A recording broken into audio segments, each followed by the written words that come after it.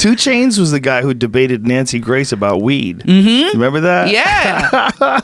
Weed is gonna kill you. He outlasted her.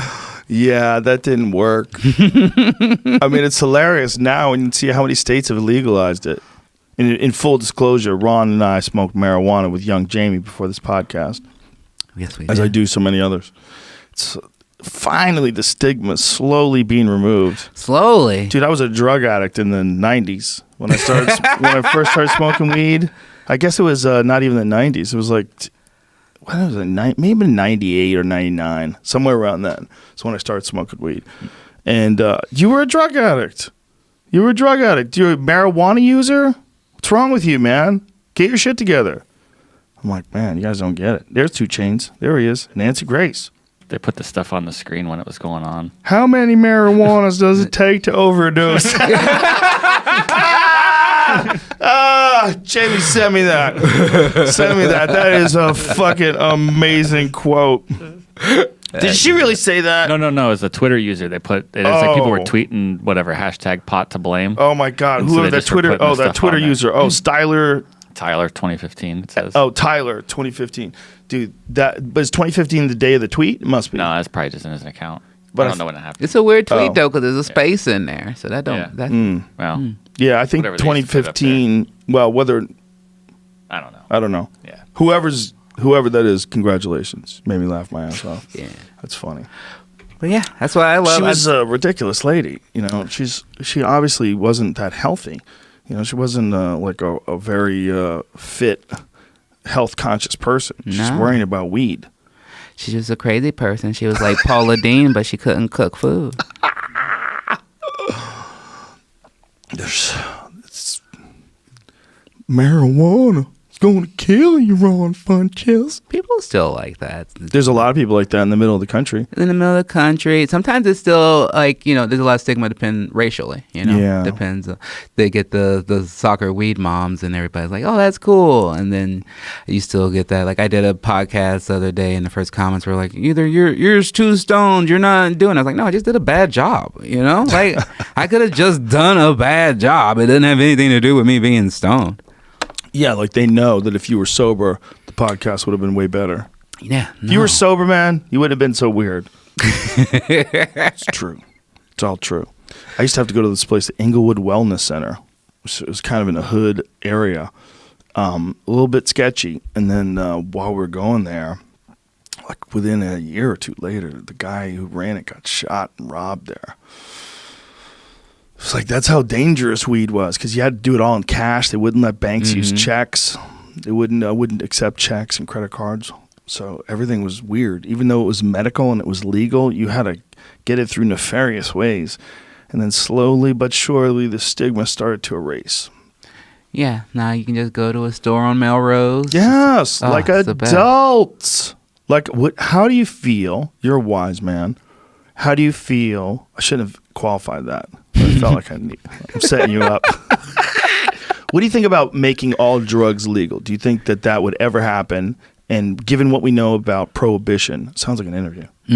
Given what we know about prohibition, like how bad it was for alcohol and how it popped up the organized crime, and I mean, it caused a lot of problems. Do you think it would be a wise thing to make all drugs legal? That's a tough question for me. I think that's.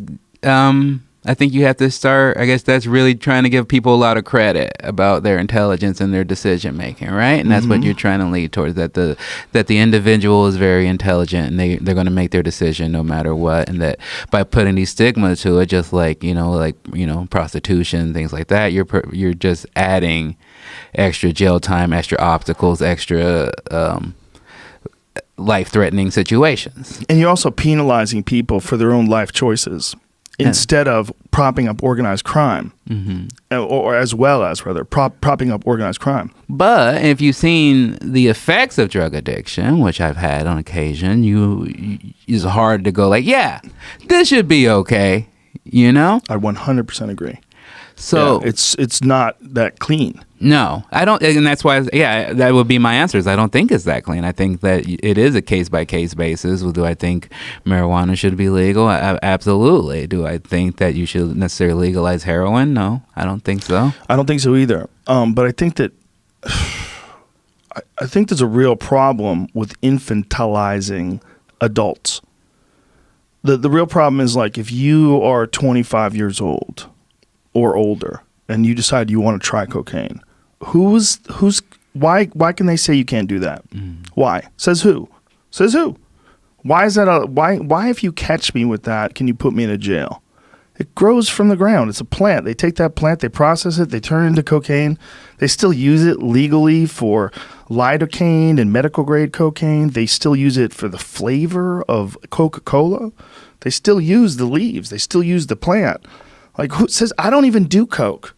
But who the fuck do you think is making money selling Coke? Because there's a lot of Coke. It's one thing that's completely That's 100% why Miami illegal. exists. Yeah, it's everywhere. There's no other industry in Miami, and there's so much money there. Did you see Cocaine Cowboys? No. Oh, dude. Billy Corbin, the guy who directed it, was on the podcast yesterday. He's fantastic, and he's got this new documentary called Screwball. It's about Alex Hernandez and steroids and baseball and all this crazy shit. Rodriguez. Oh, right, Rodriguez. Who's Alex Hernandez? Is it a different one? A-Rod. How did I say Hernandez? Was he the guy? No, that's Aaron. That's Now the I'm thinking weed. of the It's guy the weed. from the New England Patriots. This goddamn weed. Fuck my head up. That is the guy from the Patriots. No, with the I think murder. that's Aaron Hernandez. Oh, okay. That's where I fucked it up. My apologies, Alex. Alex Rodriguez. And anyway, this guy made a documentary called Cocaine Cowboys.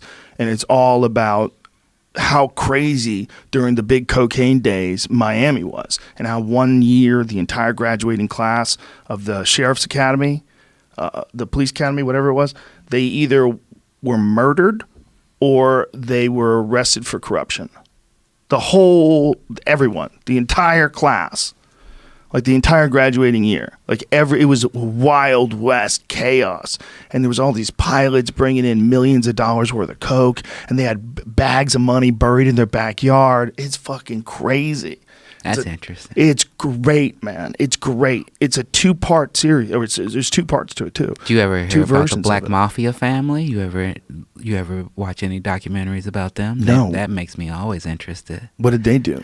They were a cocaine outlet in the early 2000s out of Atlanta, and they at one point they were running like most of the Southeast, headed by this dude named Big Meech, and then they decided like we should legalize and get into rap, but they had never done anything like that before, and they were very blatant about it. So all of a sudden, these people who came out of nowhere were just all on like every magazine. They have this thing where they're interviewing police officers, and they had this big billboard when you would land in Atlanta that would just say BMF, we own the world, and they were just out there, and they would throw these big parties with tigers and stuff, and they only had one recording artist, so it was just like they weren't good at pretending not to be drug dealers. Wow. So it's very interesting to me.